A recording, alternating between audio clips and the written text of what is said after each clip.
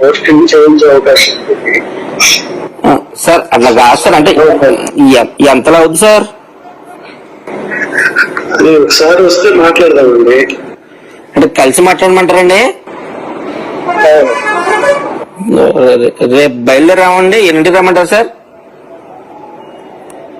ఇష్టం, మీరు ఏ టైంకి అయినా రండి.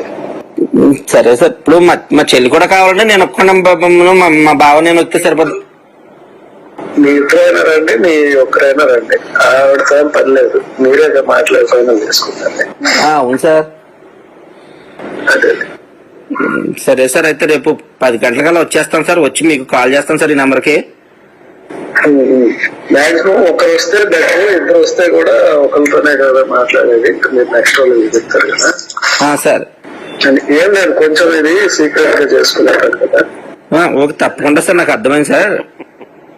అంటే ఏం లేదు సార్, ఎంతనంటే నేను ఒకసారి మరి ఫిగర్ చెప్తే నేను ఒకసారి రెడీ చేసుకుంటాం సార్. మేము కూడా అందుకని అడుగుతున్నాం సార్. సార్ ఇది డిఎస్సి లో పోస్టింగ్, మీకు ఐడియా ఉంది? అవును సార్. మీరు ఇది వచ్చేసి మార్కెట్ ఇప్పుడు 15 లక్షలు అట్లా నడుస్తుంది.